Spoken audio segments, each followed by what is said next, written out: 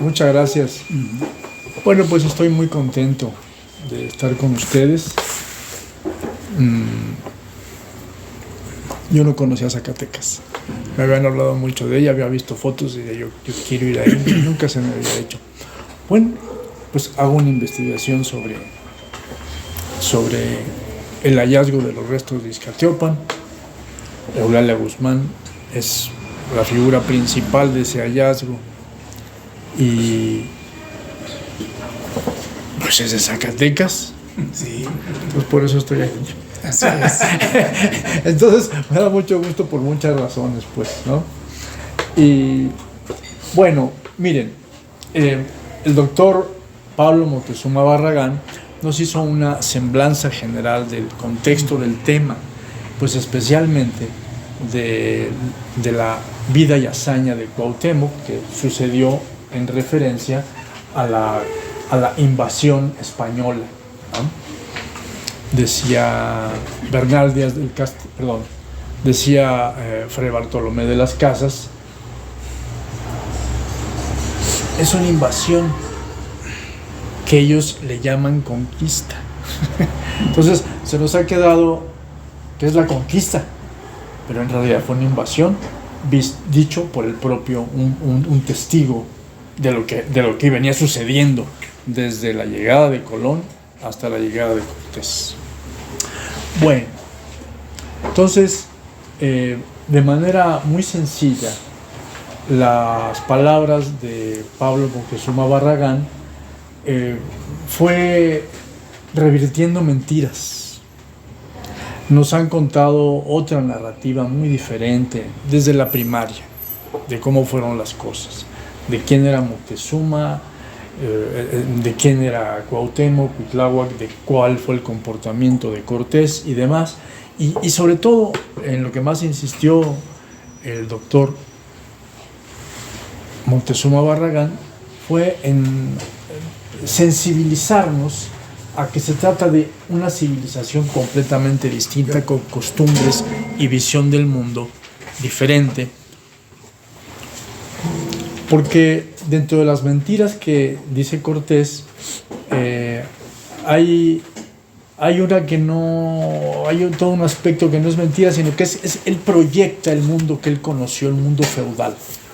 Entonces feudaliza todo lo que está viendo y que no entiende. Generalmente, como resultaron vencedores, esta no comprensión resulta para tergiversar y para humillar y para desfigurar a la civilización que aquí había, al pueblo y a personas en concreto, como el caso de Moctezuma, cobarde traidor, cuando que es un héroe que inicia la resistencia y muere, ¿no? Pero hay un punto en donde esta tergiversación, esta idea feudal, le come el mandado al propio Cortés, que es cuando deja salir a Cuitláhuac, que lo libera y dice, no, pues aquí tengo a Moctezuma, al emperador, al rey, y a su familia, serían los descendientes de la monarquía. Entonces estoy seguro con dejar salir al hermano. Ahí cae en una trampa. Su proyección feudalizante le hace creer una cosa que no, y se da cuenta Moctezuma y dice, no, para dar la orden de que traigan otra vez alimento y agua, pues tiene que salir alguien de autoridad, pero no. Y un hijo. Cortés dice, pues un hijo no lo dejo salir. Al medio hermano, sí. Pero ese era el jefe posible del ejército. Ese es el que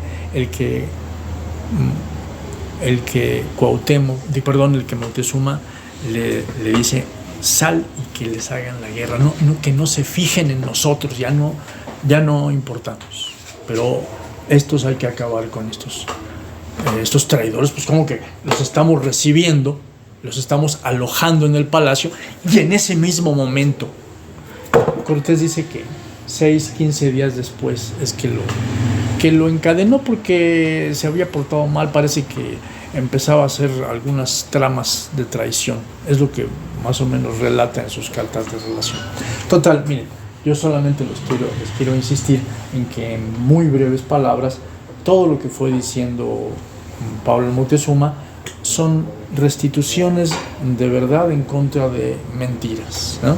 Y que él en su libro Moctezuma y Anáhuac lo explica con todo detalle, presentando primero la mentira, la narración dominante, y luego fuentes en las que se apoya para restituir la verdad, ¿no? Bueno, ya contextualizado el tema, ¿no? ¿Por dónde comienzo? ¿Por allí? O más bien comienzo por Eulalia Guzmán, que aquí tenemos presente a su descendiente.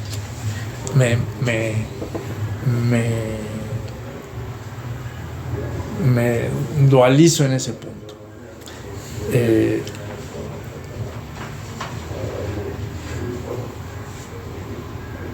Miren, voy a comenzar con el libro. Y el libro va para los dos lados, ¿no? Miren, este libro se llama Cuauhtémoc Negado. Y luego tiene como subtítulo Análisis de la negación de los restos de Cuauhtémoc, epistemología y método. ¿De qué trata este libro?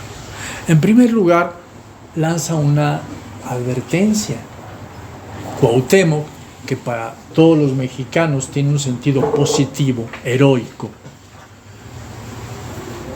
incluso dentro de la narrativa cortesiana que es dominante en la historiografía mexicana sobre la conquista, aparece como un héroe del pueblo avasallado y que resultó luego ser del que somos herederos en parte, ¿verdad?, de la cultura mexica y la cultura española, ¿no?, europea en general. Entonces, que aparezca el título de Cuauhtémoc Negado, eso debe de causar sobresalto en el lector, en la persona que ve el anuncio del libro o lee el título del libro. Bueno, de eso se trata, de que llamar la atención de que a ese personaje que tú consideras positivo lo están negando y está negado. Adviértelo, porque tú estás haciendo tu vida, tu trabajo, toda tu vida cotidiana, creyendo que las cosas buenamente ahí van y que lo que te han enseñado más o menos es sólido y que ahí están las cosas, ¿no? Además de muchos desafueros que sufre el pueblo de México por parte del Imperio norteamericano, también están sucediendo otras tranzas, otras tramas de las cuales no nos venimos dando cuenta y que ya tienen más de 50, 60 años, que es la negación sistemática de Cuauhtémoc. De eso es de lo que quiere dar alarma el título del libro. Y luego se dice, a ver, ¿de qué? Entonces se dice, bueno, el libro que va a señalarte, que te percibas, te armes de que Cuauhtémoc está siendo negado. Este es un análisis de la negación de los restos de Cuauhtémoc. Es decir, no se está negando aparentemente a todo Cuauhtémoc, sino nada más los restos. Bueno, no se está negando al símbolo heroico de la patria, sino nada más sería una cosa de huesos, ¿eh? Aparentemente. Entonces se lleva a cabo el análisis de la negación de los restos de Cuauhtémoc. Esos restos se encontraron en Izcatiopan, debajo del altar mayor de la iglesia de Nuestra Señora de la Asunción, que es la iglesia, o era la iglesia principal del pueblo. Que a propósito de que se rescatan los restos, se transforma en museo. Ahí están los restos. Y en un lugar de ceremonia, de todo el país, de todo el mundo, de toda América, vienen danzantes, vienen personas a hacer la ceremonia a un gran personaje, ¿no? A pues el jefe de la resistencia en contra de la invasión española. Entonces hubo que construir una iglesia que está ahí pegadita, ¿no? Una iglesia pues para el culto de los católicos del pueblo de Iztacalco, que pues, es la mayoría del pueblo de Iztacalco. Entonces, así están las cosas actualmente, ¿no? Es un pueblito muy bonito, todo el pueblo está empedrado, pero de mármol. Bueno, porque lo que hay ahí son montañas de mármol, ¿no?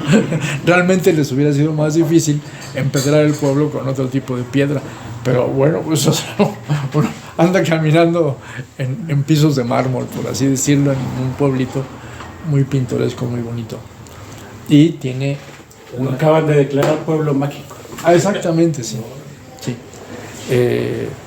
Bueno, entonces está la iglesia del siglo XVI, debajo de cuyo altar se encontraron los restos de Cuauhtémoc, y que dejó de ser iglesia, ¿verdad? Y ahí al lado está la iglesia principal del pueblo. Bueno, pues Eulalia Guzmán lleva a cabo este hallazgo. El INAH la envía a que se entere y que dé opinión como científica. Es la paleógrafa más importante de México en ese momento. Paleógrafa significa que es especialista en documentos, grafos paleos antiguos, pues en griego, ¿no? La palabra griega señala eso. Y el INAH, pues en una asamblea de intelectuales, investigadores muy importantes, deciden a quién van a mandar a analizar unos documentos que desde principio de año, en febrero de 1949, se dieron a conocer de manera muy extraña en la prensa, y que decían que Fray Bernardino de Motolinia, es que estoy un poco desvelado, entonces algunas palabras se fugan. Motolinia encontró los restos en un sitio prehispánico, vamos a decir, y los trasladó a lo que después sería una iglesia que él ordena que se construya encima de la tumba. Entonces unas personas dijeron, se encontraron los restos, o ahí están los restos, y otros dijeron, estos documentos son falsos. Se hizo una polémica muy grande a partir de febrero de 1949, y de tal manera que a los 15 días pues es un tema nacional, y el INAH pues debe de enviar a un especialista para que se acabe la polémica periodística que en ese momento había, que si son o si no son auténticos los documentos. ¿A quién se envía?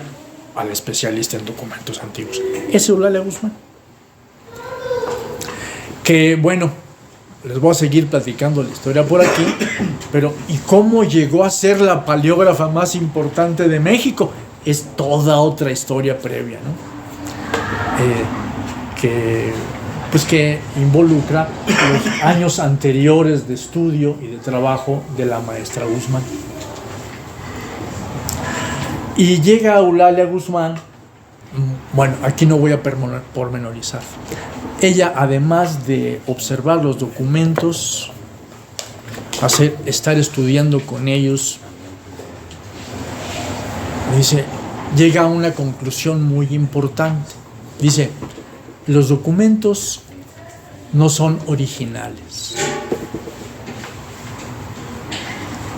Así que todos los que decían que son falsos son, sin embargo, copias de documentos originales.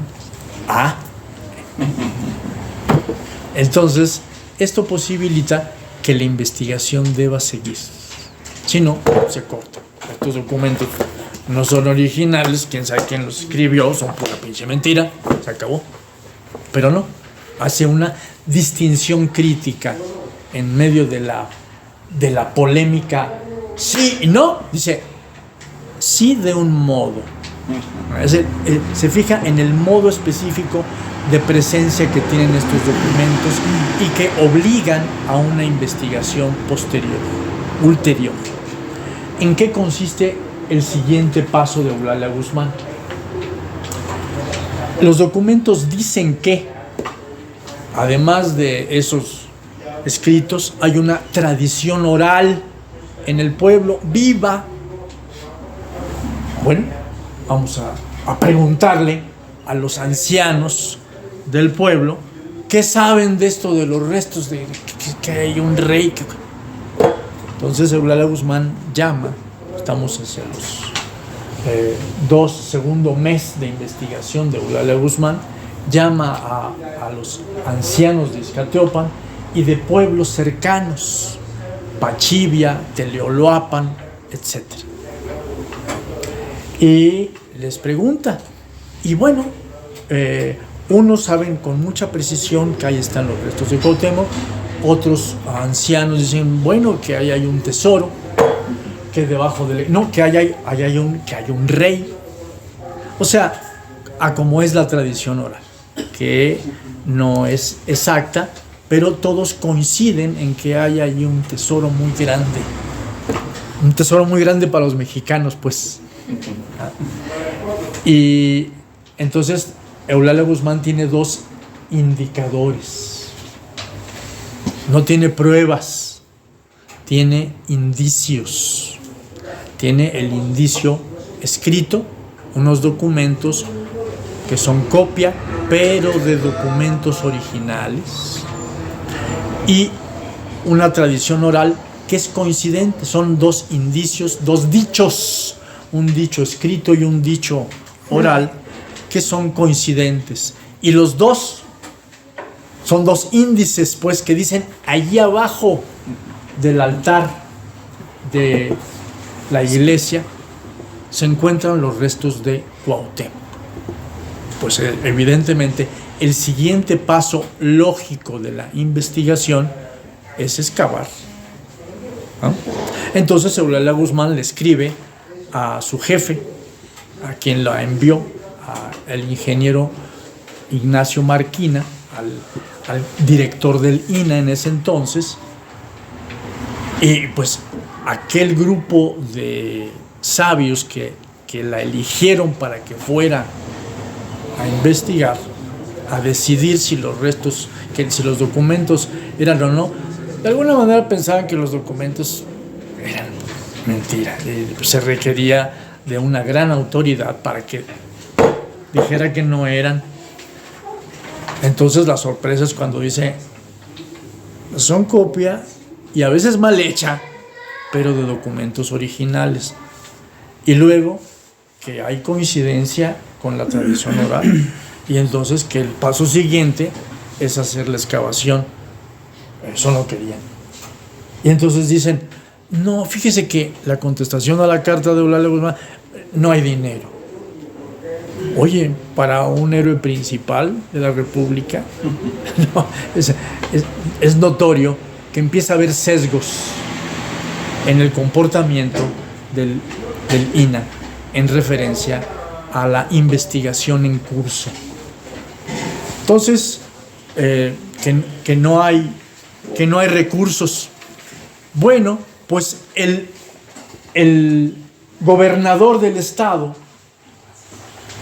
el general Leiva Mansilla, pues no había tenido una muy buena gestión, y al final de ya casi para acabar su gestión, pues quiere un poco cambiar la imagen, y entonces dice, pues ahí está, entonces, yo soy él se ofrece a financiar la excavación, y a resolver los problemas administrativos del caso, ¿no? Por ejemplo, el que hay que excavar en una iglesia, hay que tener un permiso de bienes nacionales.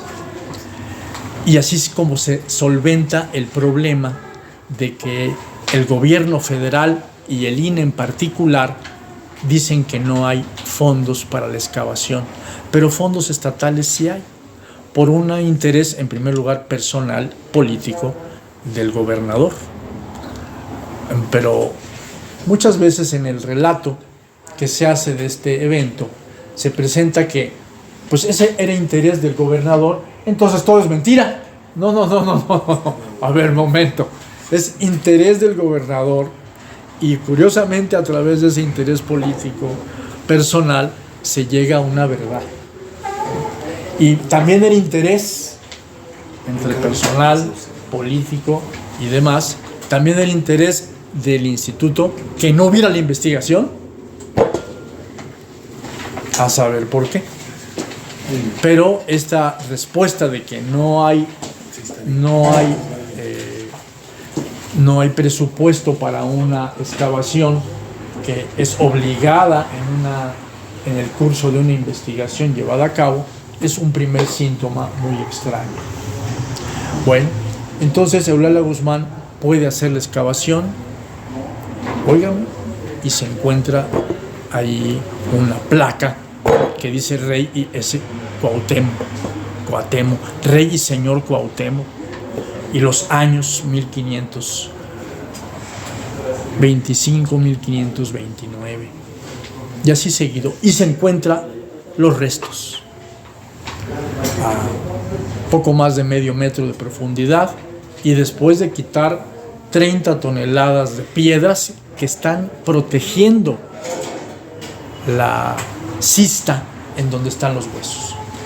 Lo que tenemos ahora es una prueba científica triangular, con dos indicios, dos dichos que se corroboran en el hecho. La demostración es muy fuerte. Llegan al otro día de que Eulalia Guzmán ha estado investigando 7, casi 8 meses en Iztateopan. Estamos ahora en septiembre 26 de 1949. Ella llegó a principios de marzo y da a conocer a la prensa que se acaban de encontrar los restos de Cuauhtémoc. Al otro día llega Marquina, el jefe del INA, y llega Alfonso Caso, que en ese entonces estaba al frente del Instituto Indigenista y de Bienes Nacionales. Entonces, llegan y inmediatamente los reporteros les preguntan: ¿qué opina usted del evento? Es impecable, es muy importante lo que ha hecho Eulalia Guzmán. Alfonso Caso dice: no, pues ya sabíamos que la maestra Guzmán era una gran científica, todo es correcto. Bueno, al día siguiente llega el jefe de arqueólogos del INA y empieza a ver cómo ocurrió la excavación. Les pregunta a las personas que se encargaron, ayudantes del equipo de Eulalia Guzmán, y a ver, dígame, aquí estaban, sí, estamos en la iglesia, aquí está la fosa, ¿verdad? Le enseñan todos los restos que encontraron, la placa, ¿no? O sea, oye, ¿me podría presentar el croquis? Hicieron un croquis de cómo fue la excavación. No, fíjese, estábamos embebidos. No hay un croquis de cómo fueron rompiendo las capas del suelo, ¿ah? Los distintos suelos, el piso, varios pisos, luego las rocas, o sea, todo eso. Luego se reconstruyó un croquis, pero no hicieron el croquis. Bueno, un diario, porque mire, yo veo que aquí hay 2 pisos, uno rojo y uno blanco. entonces me gustaría encima de esta montaña de piedras que protegía la cista. Entonces, yo quiero saber si ese piso era coextensivo con el otro, o si no, y entonces por ahí se pudo haber metido alguien y falsificar todo. Bueno, no, pues fíjese que no hicimos diario, porque todo fue muy apresurado, se venían las aguas, etc. Pues no hay diario y no hay croquis. Entonces, a partir de aquí, son dos fallas, dos errores formales de la excavación. El INAH intenta presentarlas como si fueran fallas reales de la excavación, con la hipótesis de que alguien se pudo haber metido por ahí y haber hecho una falsificación de todo el entierro. Dije hipótesis. A ver, eso no es una hipótesis. Este es un cohete que te mando por ahí a probar. Ese es un buscapiés. ¿Por qué no es una hipótesis? Porque la hipótesis dice que yo supongo que alguien pudo haberse metido. Primera parte de la hipótesis, que solita es un chisme. La segunda parte de la hipótesis es la que la convierte en una hipótesis, porque digo cómo pudo haber sucedido. No qué, sino cómo. Se metieron por ahí y llegaron hasta la cista y allí metieron unos huesos de quién sabe quién. Ese es mi qué. ¿Cómo? ¿Cómo? Significa que la cista está practicada en la roca viva del cerro. O sea que primero se metieron, excavaron e hicieron y labraron la cista en la roca viva. Luego pusieron ahí los restos. Luego de poner los restos, pusieron la placa de cobre que decía a quién habían enterrado. Luego pusieron dos lajas grandes de piedra verde, pues para cerrar, ¿verdad?, la cista, protegerla. Y luego encima de esto pusieron una montaña de piedras de 10 toneladas, de 20, 30 toneladas, que se conoce como el momochtli. Entonces hicieron el momochtli. Luego todo esto lo rellenaron de tierra. Luego de eso pusieron el piso. Ahorita no me acuerdo si el primero es el blanco o el otro es el rojo. Un piso y otro piso. Así está. Y luego todavía hay 50 centímetros de tierra en donde hay una serie de entierros de todos los curas que habían estado oficiando en esa iglesia, habían muerto y se enterraban ahí. Entonces lo primero que se encuentra es tumbas de curas, de todos los curas que había. Luego se encuentran los pisos, se rompe el piso, se penetra y se empiezan a sacar una roca y otra roca hasta sacar. Y luego fue que, entonces ese es el problema. Dígame usted cómo fue que posteriormente a haber hecho todo este trabajo, alguien llegó en 1900 o en 1949 o 47. ¿Cuándo quiere usted que se metió el tal? Nunca. Entonces esta no es una hipótesis, nada más dice un qué y se ve imposibilitada a plantear el cómo, justamente por cómo está por la estructura material del entierro.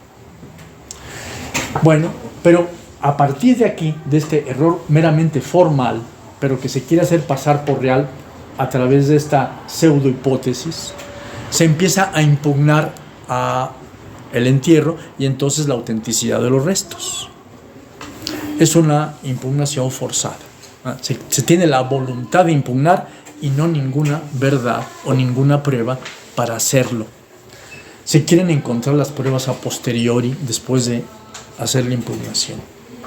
Es un sesgo ideológico de la investigación. Eulalia Guzmán empieza a buscar apoyo en otros científicos porque supuestamente ya no es suficiente la prueba científica triangular, que debía ser suficiente. Y en realidad lo es, pero hay voluntad de impugnarla, ¿no? De transformar un error formal como si fuera un error de realidad. Entonces llama a el doctor Alfonso Quirós Cuarón y su equipo de científicos del Banco de México. ¿Por qué del Banco de México? Bueno, primero porque es una institución que requiere de muchos científicos, por ejemplo, químicos, especialistas en metales, como la placa es de cobre, y está oxidada aparentemente de siglos, se requieren hacer análisis químicos, ver el tipo de cobre, el tipo de trabajo, es un trabajo moderno, es un trabajo antiguo. Entonces el banco, como tiene especialistas en metales y otros científicos más, ¿no?, para andar investigando las cosas del dinero, tiene un muy buen equipo de científicos, entre ellos médicos legistas tan importantes como Alfonso Quirós Cuarón. Y ellos van a tratar de construir pruebas científicas, hacer estudios científicos que apoyen a la prueba científica triangular inicial que logró Eulalia Guzmán. De tal manera que hacia fines de 51 se entregan los 20 estudios que apoyan a la autenticidad del hallazgo. La investigación de Eulalia Guzmán y de este equipo es muy sólida.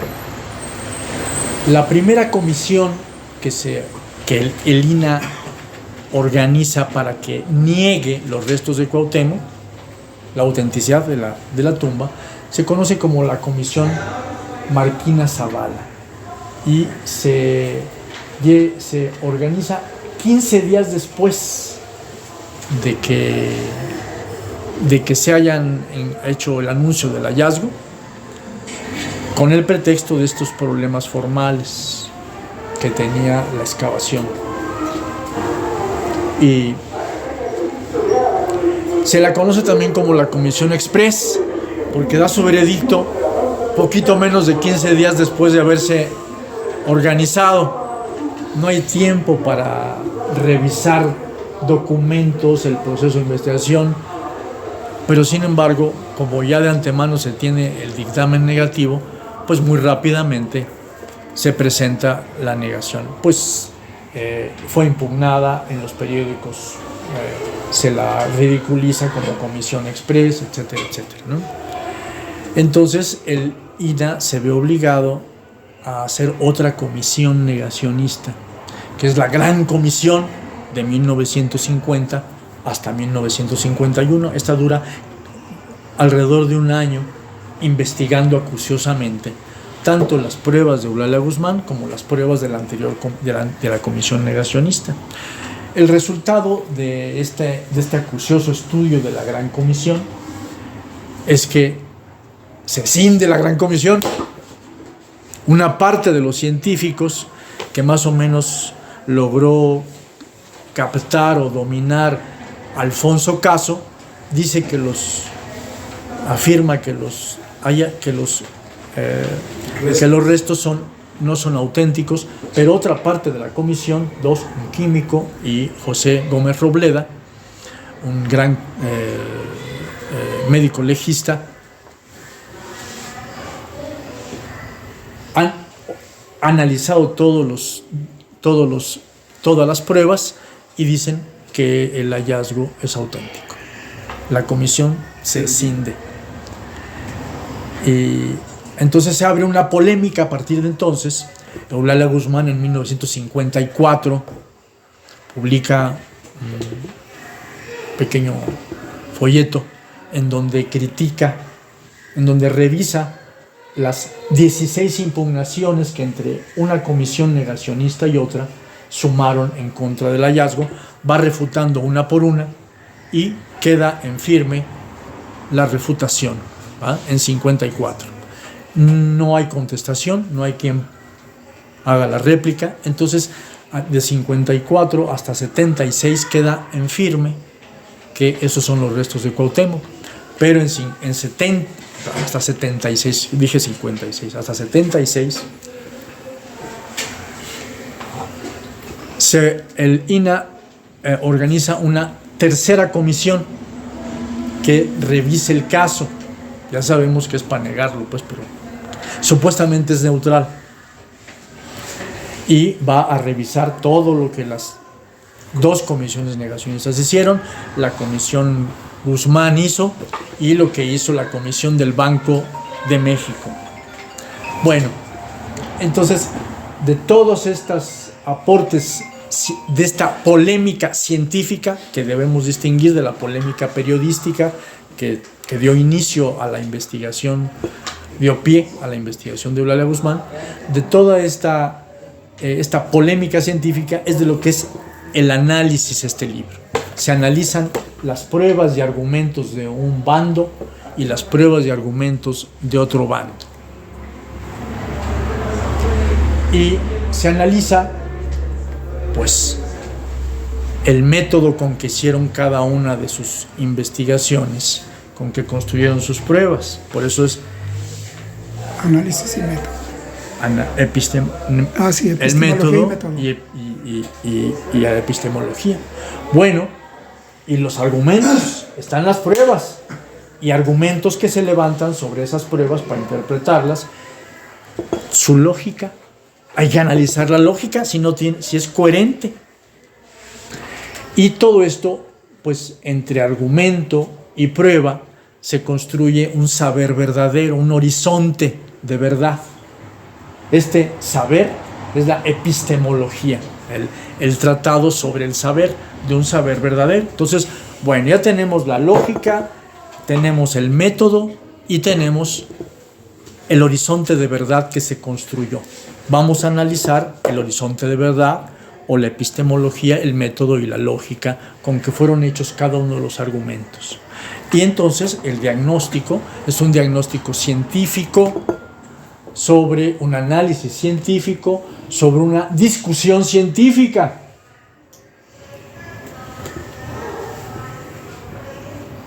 Tenemos que el resultado es que Eulalia Guzmán presenta unas pruebas y la argumentación es consistente con esas pruebas y no es contradictoria. El método es impecable. Luego, estas mismas características presentan los 20 estudios que apoyaron a la investigación de Eulalia Guzmán. Pruebas científicamente construidas, químicas, físicas, matemáticas, pruebas de anatomía, el intentar reconstruir una sola osamenta con los restos que se encontraron. Vean ustedes, por ejemplo, en los dictámenes de las 3 comisiones negacionistas se dice, por ejemplo, que ahí hay restos de 4 o 5 personas, dice la primera comisión negacionista. La gran comisión repite que hay restos de 4 o 5 personas. 4 la primera, 5 la segunda. La comisión de 1976 dice que hay restos de 8 personas. O sea, los muertitos se reprodujeron, ¿o cómo estuvo? Fosa común. Fosa común. No, sí se trata, es que es un entierro colectivo. Entonces se encuentran restos de muchas personas. Pero a ver, esto no puede ser el dictamen final. Ese es el problema con el que te encuentras, hombre. Eso es lo que te encuentras. Y el dictamen es de estos restos de 8 personas, de estos restos de 5 personas, X. El 85% son de un solo individuo. O sea, que el 15% son de las otras 7 o de las otras 4. Y bueno, y ese 85% de restos de un individuo, ¿qué tipo de restos son? Pues son de un individuo del sexo masculino, de más o menos unos 70 de alto, fornido, se ven las inserciones musculares en las vértebras, en los músculos, pues es un individuo que está fuerte, joven, de unos 30 años, así que responde a la fisonomía de Cuauhtémoc según quienes en vida lo testificaron. Bueno, para hacerles patente uno de los trucos ideológicos, sesgos ideológicos, anticientíficos de cómo está presentado no solamente la argumentación, sino incluso el dictamen, uno de los dictámenes finales. Aquí hay restos de 8 personas, pero eso no es un dictamen, o sea, sino si hay unos restos que puedan ser atribuidos a Cuauhtémoc o no. Bueno, y lo que tenemos en el conjunto de pruebas y argumentos e incluso dictámenes de las 3 comisiones que intentaron negar la autenticidad del hallazgo, y aquí hay un matiz, ni siquiera ninguno de los dictámenes dice estos no son los restos de Cuauhtémoc. ¿Por qué? Porque no tienen pruebas. Dicen, no hay pruebas suficientes para decir que esos son los restos de Cuauhtémoc. Tampoco hay pruebas suficientes para decir que no son, pero vean la manera sesgada en que presentan su falta de pruebas. Y además no hay pruebas suficientes, ¿por qué? Pues porque estuvieron tachando las pruebas suficientes que habían. Bueno, entonces lo que tengo que revisar son los criterios que utilizaste para decir que esta prueba no era suficiente o para decir que este argumento no era. Y también allí, cuando se ven los criterios, son criterios todos falaces. Uno debería encontrar en esta polémica científica pruebas científicas de un lado y pruebas de otro. Así se encuentran las pruebas científicas de Eulalia Guzmán y de todos los equipos, son pruebas muy sólidas, suficientes. Y aquí hay, del lado negacionista, hay pruebas parciales, científicas, ciertamente hicieron un esfuerzo científico. Lo de los metatarsos quemados. Claro, sí, ahorita. Entonces, las pruebas, sobre estas pruebas se levantan argumentos. Los argumentos del grupo de Eulalia Guzmán y de ella misma son argumentos lógicos, sin contradicciones, mientras que los argumentos de este lado son argumentaciones muchas veces contradictorias y sesgadas. Y la metodología, qué pasos va a tener la investigación, también tiene una serie de fallas en el lado que está negando. Así que queda perfectamente probado científicamente al analizar sus pruebas, sus argumentos y sus criterios para la construcción de esos argumentos y para negar la suficiencia de las otras pruebas, queda científicamente probado que las pruebas que entrega Eulalia Guzmán y su equipo son suficientes, al revés de lo que están diciendo las comisiones negacionistas, para señalar la autenticidad de los restos, del hallazgo de los restos de Cuauhtémoc. Bueno, esto es lo primero que les quiero informar, es de lo que trata el libro, va acuciosamente señalando los puntos decisivos, por ejemplo de que se encuentran los metatarsianos de los huesos aquí del pie, de este 85% de restos que conforman un esqueleto de un solo individuo, se encuentran con quemaduras muy profundas, pero no producto de la incineración de los huesos para quitarles la carne, pues. Sino cuando le quemaron los pies. Exactamente, son quemaduras producidas, infligidas en vida. Y también están vértebras, están muy magulladas. Ahora, como producto de un ahorcamiento, ¿no? O sea que hay rastros, señas en el esqueleto que son correspondientes con situaciones que Cuauhtémoc vivió, ¿no? Los restos son viejos, de siglos. La placa está hecha en cobre nativo, trabajado en frío.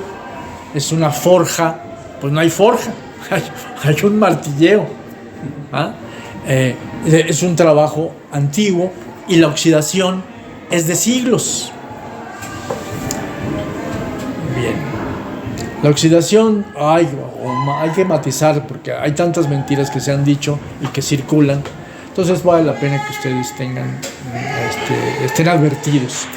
Bueno, la placa, pero la placa oxidada de siglos tiene ahí las letras de Rey, el señor Cuauhtémoc y demás, y esas letras pues las hicieron nuevamente. Entonces, no, las pruebas de la oxidación también son pruebas de la oxidación en los surcos con los que se cinceló las letras en la placa. También esa oxidación data de siglos. Y bueno, hasta ahí les dejo esta primera idea de qué trata el libro. Bueno, ya vemos cuál es la gran importancia del trabajo de Eulalia Guzmán. Se trata de que está construyendo una verdad científica, acuciosamente. Primero los documentos, luego la tradición oral, luego la excavación, luego cada detalle de la excavación, las capas, el estudio de suelos, el estudio de la arquitectura de la iglesia, de su antigüedad, el estudio de la propia osamenta. ¿Carbono 14? No se llevó a cabo en ese entonces. Pero se muestra por la descalcificación a través de siglos, se muestra el peso muy ligero de los huesos. Así es como se midió la antigüedad en ese entonces, ¿no? Así que se trata de construir una verdad científica de manera acuciosa, con pruebas y argumentos lógicos bien sustentados, multiplicados por 20 estudios que tuvieron que apoyar a la primera prueba científica triangular que logró Eulalia Guzmán. Y coincide esta construcción de verdad con que es la construcción de verdad respecto de un héroe nacional que es muy caro para la identidad nacional. Entonces, se trata de una ciencia que está al servicio de la patria, una ciencia que está al servicio de la nación y del nacionalismo, no al revés. No es que la señora Guzmán es una nacionalista desaforada, que fue allí, es una ideóloga fundamentalista que llega a Ixcatiopan y dice, e inventa, hace un falsum y luego dice, Cuauhtémoc el héroe nacional. No, es precisamente a la inversa. Se trata de un nacionalismo científico, que es el que está practicando Eulalia Guzmán. No, una sola mentira no le hace mucho daño a mi pueblo. Es más bien hay que desbrozar de mentiras todo lo que se ha dicho de la historia de los mexica y de los pueblos originarios, y todo lo que se ha dicho acerca de documentos, etcétera, etcétera. Por eso es muy importante no solamente este trabajo de Eulalia Guzmán del hallazgo de los restos de Cuauhtémoc, sino su obra que en 1948 ya tenía lista para la imprenta, pero que por dificultades de no encontrar quién la publicara, le prometieron que el INA le prometió que la iba a publicar, y no la publica porque es una edición crítica de las cartas de Hernán Cortés al rey de España. las cartas de relación o relaciones de Hernán Cortés a Carlos V acerca de la invasión de Anáhuac. Así se tituló el libro finalmente, que logró ser publicado 10 años después, hasta 1958, porque la Secretaría de Educación Pública se negaba a publicarlo, dijo el representante de la Secretaría, porque ahí se criticaba a Hernán Cortés y de mi cuenta corre que ningún libro que esté criticando a Hernán Cortés se va a publicar. Haber sido familiar de... No, bueno, es que había hispanistas opresores incrustados en las secretarías. Como a la fecha siguen. Bueno, pues en ese entonces tenían un gran poder, y el libro no se publicó sino por una editorial que fue creada para que se publicara. El primer libro que publica la editorial Anáhuac la funda Ignacio Romero Vargas Iturbide, que es el primer libro que va a publicar el de la maestra Eulalia Guzmán. En este libro, este es un libro que hace época en la historiografía mexicana sobre la conquista. Hay todos los libros de historia sobre la conquista de un lado y el libro de Eulalia Guzmán, así, nada más de ese tamaño, es el gran aporte. ¿Por qué? Porque todos los libros de historia de la conquista están basados de una u otra manera, o son variantes de la narrativa cortesiana. Y en cambio, el libro de Eulalia Guzmán discute tesis por tesis de las relaciones de Hernán Cortés, las va contrastando con todas las fuentes históricas. Entonces es una crítica de fuentes que desmonta todas las mentiras que va diciendo Hernán Cortés, unas interesadas y otras por su enfoque feudalista que lo hace confundir la realidad. La mayor parte son interesadas.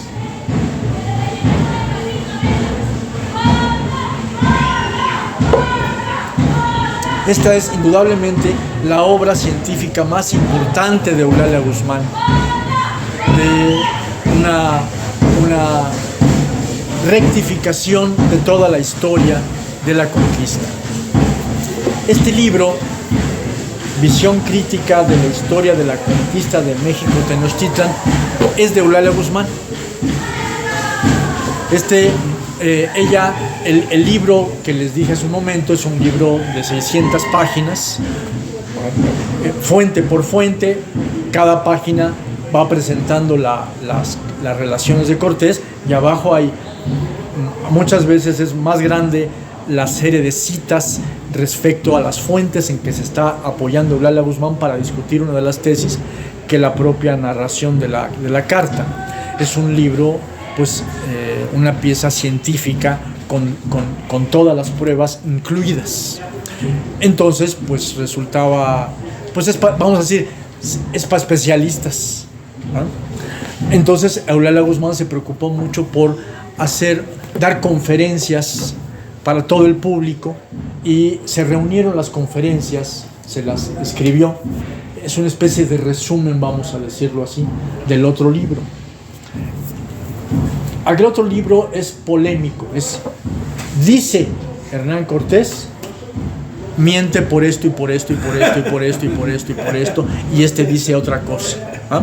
Entonces es una crítica negativa, es un trabajo científico riguroso, mientras que este es en positivo. Ya una vez discutidas las mentiras, ahora vamos, ¿cuál es la narrativa que queda? Esta es la narrativa, la visión crítica, pero en positivo, de la historia de la conquista de México Tenochtitlan, que se acaba de publicar.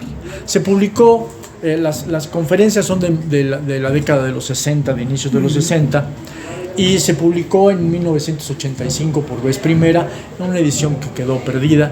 Y bueno, se acaba de reeditar por Editorial Ítaca este libro, que tiene además una serie de apéndices. En uno de los apéndices yo participo. Pues también Pablo aquí, porque se hizo un homenaje en 2021, ¿verdad?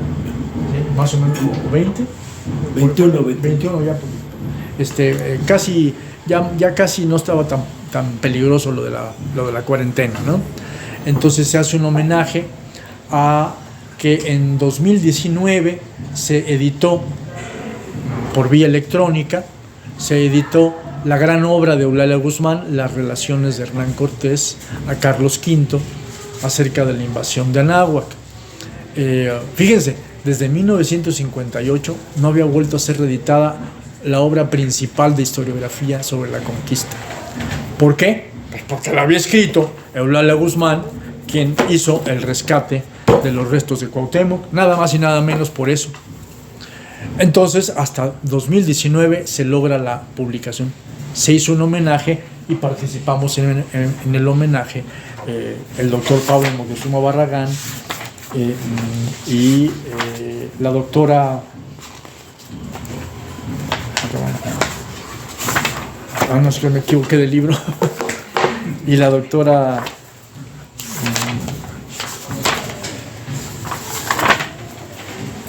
María Alba Pastor, para hacer este homenaje a esta gran obra de Eulalia Guzmán. Les platico un poco más, además de esta gran labor del nacionalismo científico en el que Eulalia Guzmán estuvo construyendo con su propio ejemplo como científica a nivel documental y a nivel de investigación de campo con el hallazgo de los restos de Cuauhtémoc. A ver, vamos a hacer una distinción para observar nítidamente el gran aporte de Eulalia Guzmán y que esta presentación de este libro sirva de homenaje propiamente a Eulalia Guzmán.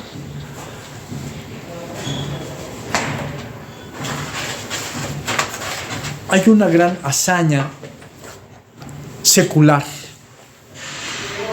de la familia Rodríguez Juárez de Izcatiopan, que se encargó de custodiar los documentos y que decían en dónde estaban enterrados los restos de Cuauhtémoc y por qué están ahí, y que sabía el secreto, ¿no? Un secreto que en 1525, 1529, mientras estaba vivo Cortés, hasta 1540 y tantos, pues era un secreto que te costaba la vida. Y después, con la Inquisición bien establecida en la colonia, pues seguía costándote la vida. Entonces, pues guardar ese secreto por parte de la familia Juárez, ¿cómo no? Sí. Por parte de la familia Juárez es una gran hazaña, al mismo tiempo política, cultural y militar, porque esta es una situación de guerra. Han invadido el país y hay un ejército que está ocupando y hay unas personas que están sometidas y que todavía tienen algunas cosas que preservar, como por ejemplo los restos del jefe de la resistencia. Y entonces durante siglos mantienen el secreto y mantienen protegida la tumba. El pueblo de Izcatiopan, no solamente la familia, sino algunos viejos, sabían que ahí estaban los restos. En ese sentido, no es un descubrimiento, como Colón descubrió América. ¿Y dónde estaba tú, chico? Hubieran dicho. ¿Y dónde estábamos nosotros, chico? Pues los millones de personas que ya vivían aquí, que la habían descubierto hacía decenas de miles de años. Bueno, aquí el pueblo de Izcatiopan, y especialmente la familia Juárez, y especialmente el custodio de las cartas vivas, ¿no?, que se van pasando de generación en generación, el secreto, que son integrantes de la familia Juárez, pues ellos son los que sabían, pero nunca habían visto propiamente los restos. Entonces, hay un descubrimiento en un sentido menor, de descubrir algo que ya se sabe que está ahí, pero se pone a la vista, se exhibe, la exhibición. Pero esta no es esa es probablemente una hazaña de todo el equipo, especialmente de muchos pobladores de Izcatiopan que trabajaron como albañiles en la excavación, gente del poblado, y que son los que son conmovedoras las escenas en donde aquí está mi rey, dice uno de ellos en algún momento, ¿no? Lo encontramos. Bueno, no, además de esta hazaña secular, política y militar, también cultural, política y militar de la familia Rodríguez Juárez, especialmente de Salvador Rodríguez Juárez, que da a conocer los documentos y que acompaña a Eulalia Guzmán en todo el proceso, discute, platica con ella. Eulalia Guzmán llegó muy escéptica. Un pueblo, ¿qué está haciendo Cuauhtémoc en Izcatiopan? Pues debía estar, sus restos posiblemente pueden estar en la selva o posiblemente en Tenochtitlan, ¿no? en México, ¿no? Sí, Izcatiopan, Guerrero, ¿qué tiene que ver? ¿No? Entonces ella llega muy escéptica, pero ve los documentos y empieza a platicar con el custodio y discuten largamente.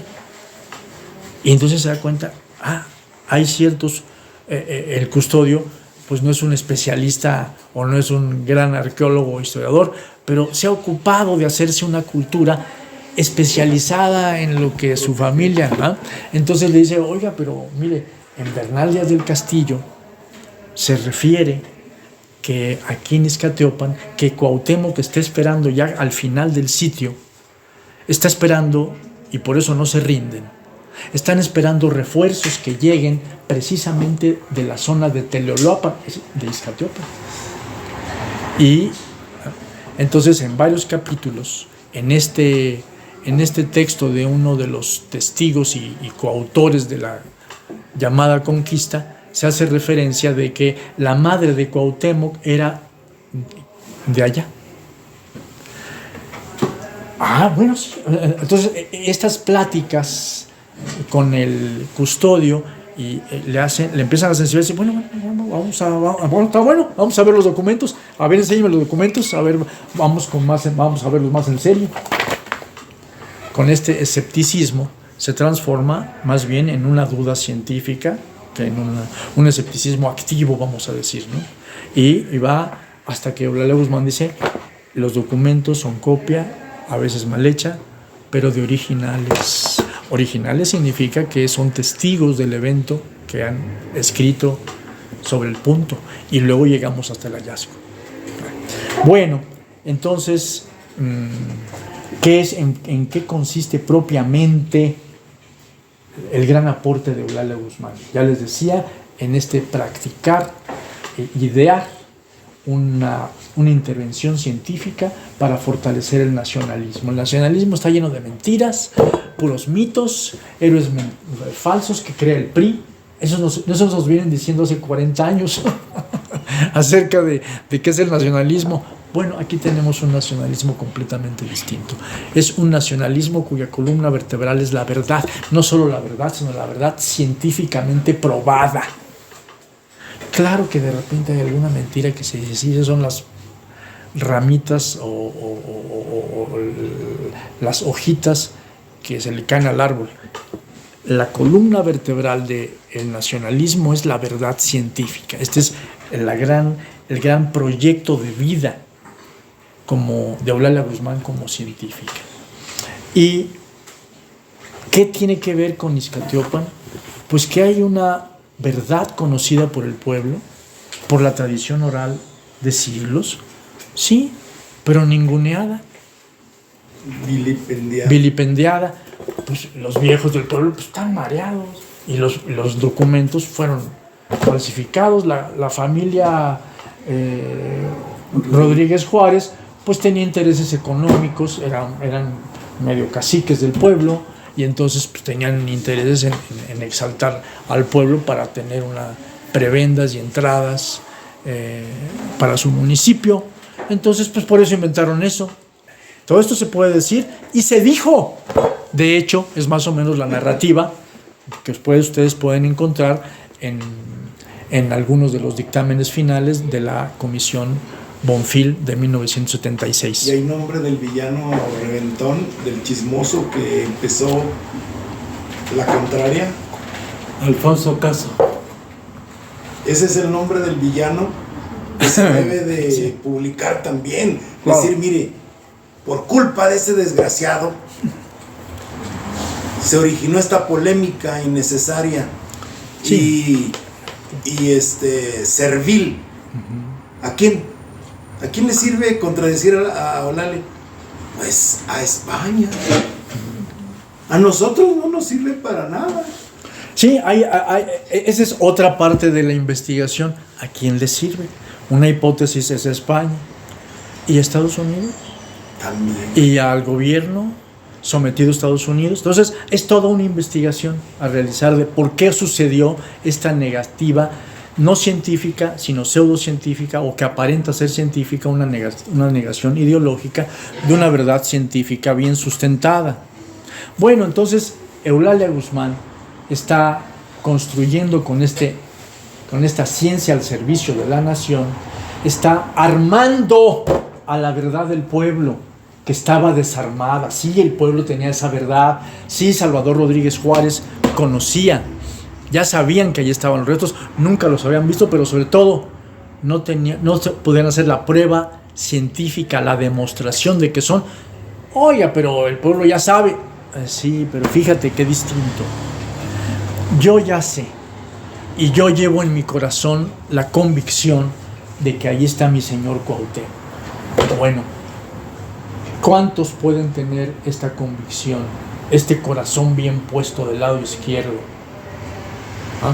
Pocas personas, miles, pero mexicanos somos millones, 130 y tantos millones. Entonces es muy importante. No todos tenemos el corazón tan bien puesto como para decir, yo estoy seguro que aquí está mi señor Cuauhtémoc, el jefe de la resistencia, y nos dio ejemplo y demás. Entonces es muy importante la demostración científica, porque te convence, te dice, mira, hicimos esto y esto y esto, no hay manera, hay lógica, hay prueba, estos son los restos. Entonces esa es la gran labor de Eulalia Guzmán, no vamos a decir, el hallazgo o el descubrimiento o X, que ella también participa en esta exposición de los restos. Lo más importante es que a una verdad del pueblo, pero que está desarmada y entonces puede ser y fue ninguneada, le entrega armas para que sea inexpugnable. Inexpugnable, véase. 3 comisiones pseudocientíficas, no fue suficiente una, pues porque las pruebas son muy sólidas, ni 2, y a la tercera, aparentemente ya quedó en la lona. No, lo que pasa es que ya estaba muy viejita Eulalia Guzmán y el doctor Alfonso Quirós Cuarón como para llevar a cabo la contraargumentación. Repiten los argumentos de las anteriores, añaden nuevos, pero ninguno son suficientes y otra vez con nuevos vicios y sesgos ideológicos es que intentan destruir esa verdad. Por eso es que es posible, pasado el tiempo, 1949 a la fecha, ¿no? Han pasado 50, 51, más 23 años, 74 años de entonces, y ya cuando creían haber triunfado con el no, con la negación, se puede hacer el estudio científico de lo que hizo Eulalia Guzmán y su equipo, y entonces encontrar que esa verdad del pueblo estaba armada y sigue armada a través de un ejercicio científico posterior como el que está plasmado en el libro. Entonces eso es muy importante, tener en cuenta la distinción, y que entonces, demostrada la verdad, armada la verdad del pueblo pero con la ciencia, entonces puede ser conciencia de todos los mexicanos. no nada más de los que tienen en el corazón la certeza. Entonces, pues ese es el gran aporte que nos ha hecho la maestra Eulalia Guzmán. Y bueno, se nos está acabando el tiempo. Yo conocí a Eulalia Guzmán cuando era niño. Mi papá me habló primero de ella, 2 años antes más o menos. Yo regreso de la escuela y le platico a mi papá que los aztecas y los sacrificios humanos. Yo estaba muy contento porque todo está... Pues, además había ido a Teotihuacán como a los 7 años por vez primera. Empecé, oye, mijito, pero no, mira, es que eso de los sacrificios humanos no fue cierto. Eso es una invención de los españoles, pero no fue cierto. Pero ¿cómo no? No, mira, la maestra Eulalia Guzmán ha demostrado. Entonces me empieza a platicar de las distintas maneras en que falsificaron el evento. Por ejemplo, mira, la piedra de los sacrificios, la piedra del sacrificio gladiatorio de Tesosomo. Aquí está partida por la mitad. Esa es la canaleta por la que corría la sangre, de que le sacaban el corazón. Es la narrativa. Entonces Eulalia Guzmán dice, no, mire, fíjese cómo la canaleta está hecha posteriormente. O sea, rompieron la labor artística, ¿no? Como pintor, como artista, pues esta es una obra de arte, este es un escrito, además es arte y escritura al mismo tiempo. Como que de repente tiene una canaleta que rompe las letras y la estética, pues la canaleta fue hecha posteriormente para sostener esta narrativa mendaz. Y así como estas contraargumentaciones publicó Eulalia Guzmán hacia 1960 en la revista Siempre una serie de artículos contraargumentando los sacrificios humanos. Ese es otro gran aporte. Bueno, este gran aporte es el que me comunica mi papá cuando yo tengo 9 años. Digo, ay, Eulalia Guzmán. Bueno, llegamos, tengo 11 o 12 años y la invitan a comer a la casa. Mi papá los martes hacía una comida donde invitaba a políticos e intelectuales amigos de él, y entonces pues invitan en esta ocasión a Eulalia Guzmán porque él es muy amigo por luchas políticas de años con Saturnino Telles Reyes, que es un historiador de Puebla que participó en las investigaciones de apoyo al hallazgo de Izcatiopan, porque se encuentra en Puebla, se encuentra un códice, el Códice Tlapa, en donde de 1578, el códice, en donde se dice, así dicho muy rápidamente, se dice que aquí en la iglesia de Izcatiopan están los restos de Cuauhtémoc.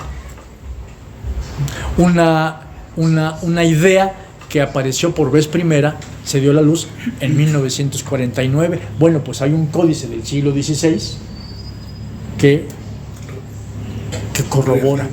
Entonces, este descubrimiento lo hizo este historiador poblano que trabajaba de años ahí en el Museo del Estado de Puebla, que es la Casa de Alfeñique, y que pues ahí están los códices. Ahí lo estuvo viendo durante años, y de repente se entera por el periódico de qué dicen los documentos de Izcatiopan, esos que supuestamente eran falsos, y que hablan de la madre de Cuauhtémoc, Cuayautitlali, y del hijo Ahuizotl, el hijo de no Ahuizotl, que era la narrativa que se tenía dominante de que el Tlatoani había sido el padre de Cuauhtémoc. Pero los documentos de Izcatiopan dicen que no es el padre, no es el Tlatoani, sino es el hijo del Tlatoani, el hijo de Ahuizotl, también de nombre Ahuizotl. Por eso la confusión. Bueno, entonces, pero pues es lo que yo he estado leyendo en el códice. Ahí dice Cuayautitlali y dice también el hijo de Ahuizotl. Y ahí está, pues ahí en el grifo está un trono con un personaje que tiene un águila caída o en descenso. Entonces da a conocer, ya muchos años después, da a conocer Total que este es amigo de mi padre, conoce a Eulalia Guzmán, invitan a comer a Eulalia Guzmán.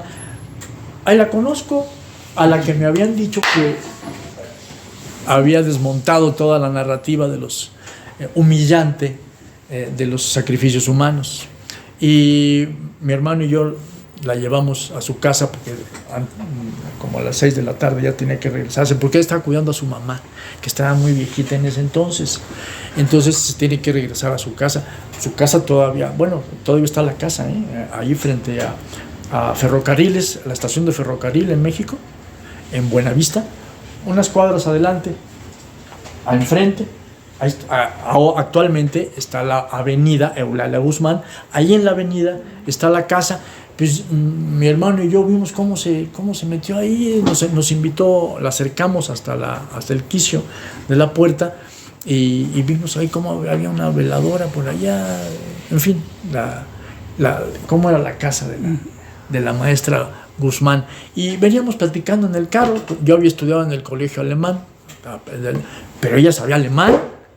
Ella fue enviada a Europa, a distintos países, a rescatar códices valiosos para la historia de México, pues porque se los llevaron para Europa, pues, ¿no?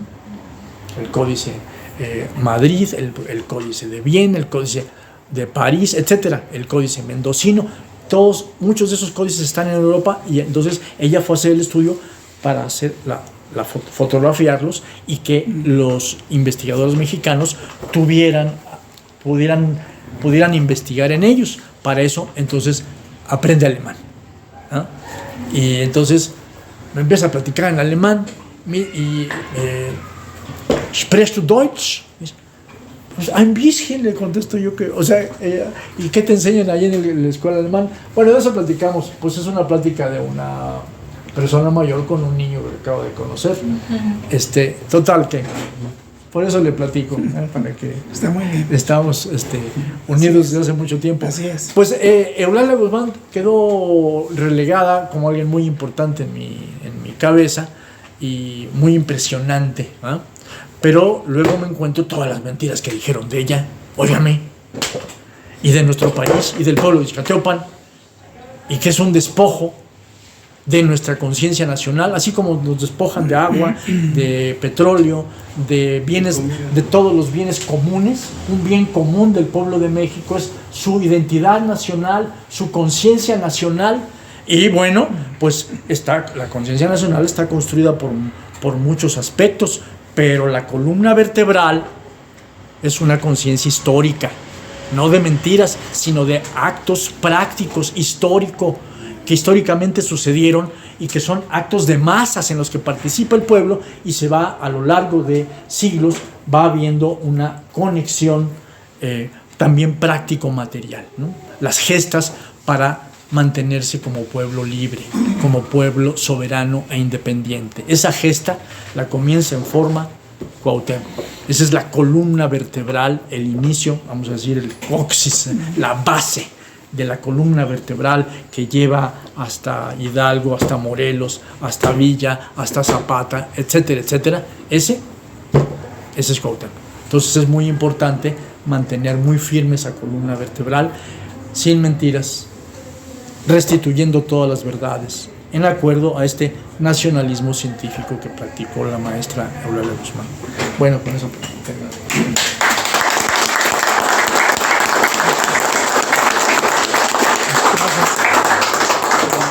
Pues aquí comentan los doctores que tenemos 15 minutos para preguntas y respuestas, para que alcen la mano quienes quieran participar con un comentario o una pregunta, pero que no sobrepase los 3 minutos, porque nada más tenemos 15 minutos. Y la firma de autógrafos. Claro. Sí, vamos a continuar para los ya. libros que quieran comprar. Muy bien, primero opiniones, 15 minutos, y luego la firma de autógrafos y la venta de los libros. Los que quieren participar, alcen la mano, si tienen alguna duda. Sí. Ya comentaste como la continuación de tu investigación, o sea que este es el primer libro, pero faltan... Sí, bueno, ya están terminados 2 libros más. Este es el primero. ¿Por qué? Porque esta polémica es muy complicada. tiene muchas maneras de ser enfocado. Entonces, en esta se presenta fundamentalmente es el análisis de la negación, ¿no?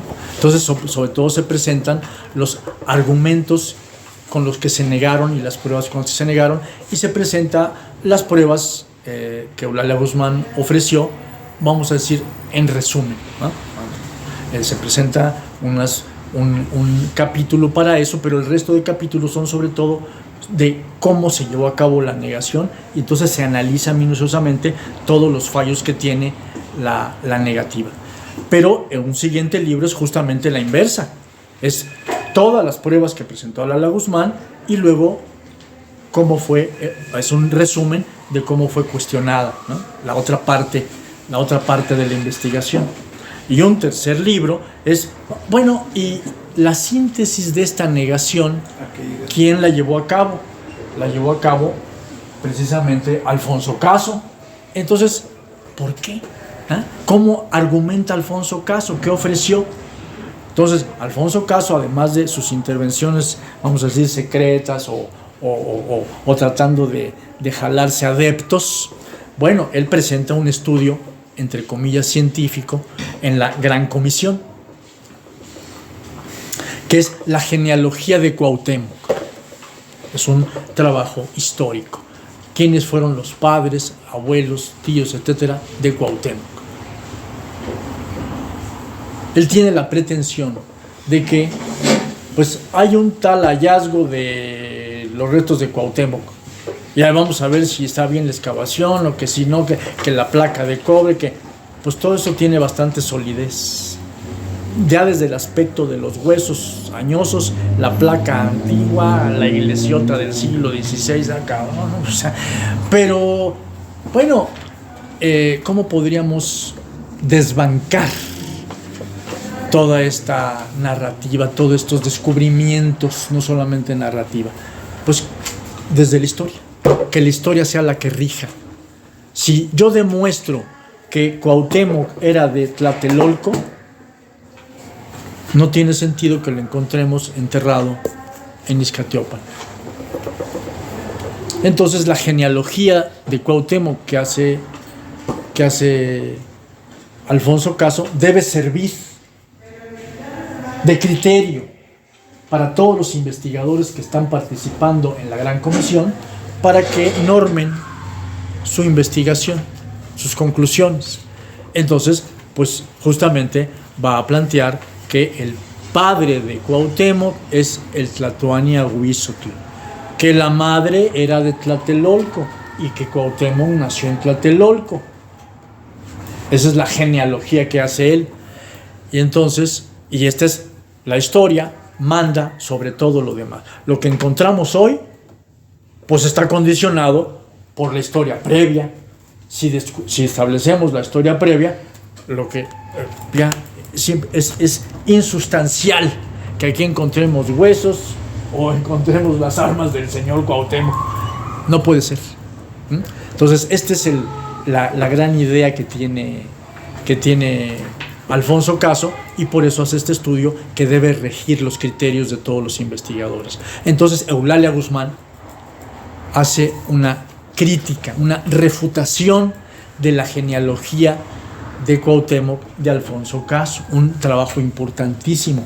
¿Por qué? Porque otra vez, en primer lugar, nos encontramos con que el gran historiador Alfonso Caso se basa en una sola fuente. Esto es risible. Se basa en una sola fuente. Aquella fuente, la única que dice eso que él necesita para sostener su propuesta.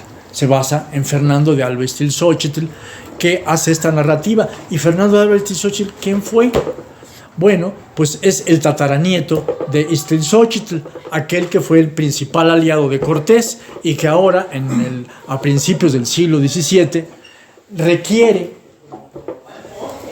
el pueblo de Texcoco, requiere de una justificación histórica de que pues es meritorio de privilegios de la corona, que Cortés prometió darle privilegios a ese pueblo y que no estaba cumpliendo, oiga. Y como no estaba cumpliendo, entonces se forma como historiador Fernando de Alba-Iztaccíhuatl y presenta una narrativa de la historia de su pueblo hasta llegar a Iztaccíhuatl, aliado con Cortés, etcétera, etcétera, y desfigura todas las situaciones. También a Cuauhtémoc lo desfigura para sustentar su petición de privilegios a la corona española a inicios del siglo XVI. En esa única fuente se basa Alfonso Caso para sustentar su posición. Entonces Eulalia Guzmán, ¿qué es lo que hace? Actúa de manera similar a como ya trabajó la crítica de fuentes contra Hernán Cortés para demostrar sus mentiras.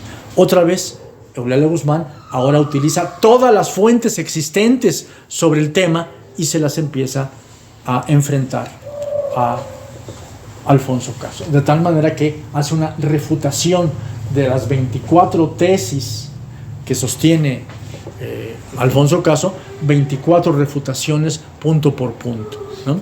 De todas las fuentes que dicen, que indican que de allá venía Cuauhtémoc, de allá tenía parientes, de allá venía su mamá, Bernal Díaz del Castillo, cada fuente, cada dicho lo va observando Eulalia Guzmán para hacer la refutación, ¿no? Entonces, bueno, esta es la intervención presuntamente científica que tuvo Alfonso Caso, pero que en realidad era quien estaba articulando a todas las comisiones negacionistas. Ese es un tercer libro.